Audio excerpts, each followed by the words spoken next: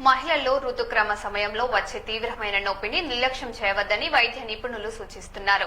Endometriosis వంటి సమస్యలను ముందుగానే గుర్తించి చికిత్స తీసుకుంటే భవిష్యత్తులో వచ్చే ఇబ్బందులను నివారించవచ్చని తెలిపారు.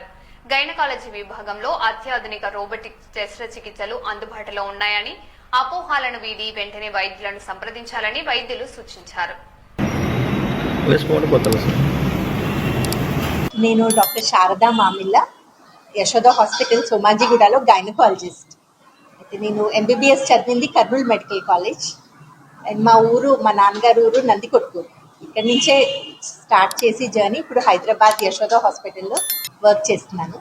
అయితే గైనకాలజీ అంటూనే అదొక విమెన్కి సంబంధించింది, దాంతో అంత ప్రెస్ రిలీజ్ చేసే అంత ఏముంది అని మామూలుగా సందేహం వస్తుంది. అయితే ఇప్పుడు సైన్స్లో చాలా అడ్వాన్సెస్ రావడంతో చాలా విషయాల్లో మార్పులు వచ్చాయి. సో విమెన్కి మామూలుగా పీరియడ్స్ అప్పుడు పెయిన్ వచ్చినప్పుడు ఓకే, పెయిన్ ఉంది, సహించాలి, భరించాలి అని మన సొసైటీ చెప్తుంది.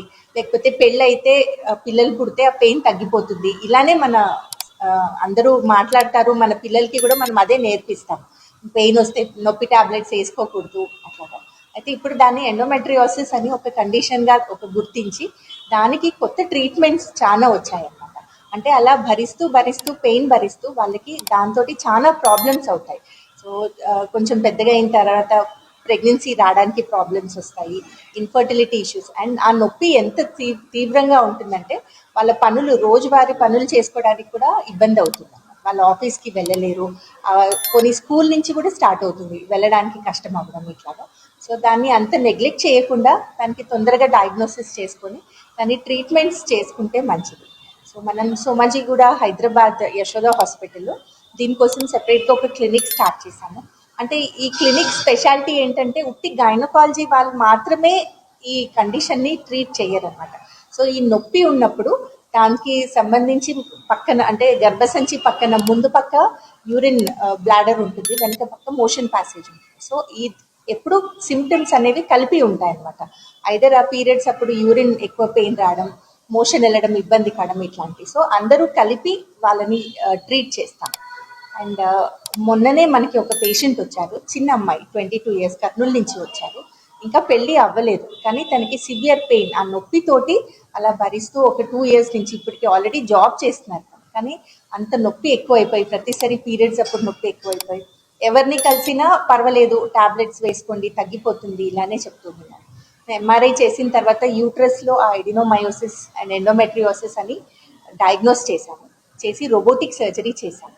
సో ఆ యూట్రస్లో ఏదైతే ఉందో అది తీసేసి, సో ఇలాంటి సర్జరీస్ చేయడంతో ఇంకా ప్రెగ్నెన్సీ రాలేదు, పెళ్ళి అవ్వలేదు అని అపోహలు చాలా ఉన్నాయి. కానీ ఆ నొప్పి ఎంత తీవ్రంగా ఉంటుందంటే ఈ అపోహలు దాటి వస్తారు మన దగ్గరికి. సో వాళ్ళకి కరెక్ట్ టైంలో ట్రీట్మెంట్ అందిస్తే వాళ్ళ ఫ్యూచర్ లైఫ్ పెయిన్ లేకుండా హ్యాపీగా ఉంటుంది. డాక్టర్ శారదా మామిళ్ళ. ఈ ఎండోమెట్రియోసిస్తో ఆల్రెడీ చాలా డ్యామేజ్ అయిపోయింది, ట్యూబ్స్ అన్ని క్లోజ్ అయిపోయాయి అంటే అప్పుడు ఐవీఎఫ్ హెల్ప్ చేసుకోవాల్సి వస్తుంది. మనం కొంచెం తొందరగా ట్రీట్ చేస్తే ట్యూబ్స్ అన్ని ఓపెన్ ఉన్నాయి అంటే న్యాచురల్ ప్రెగ్నెన్సీ వస్తుంది.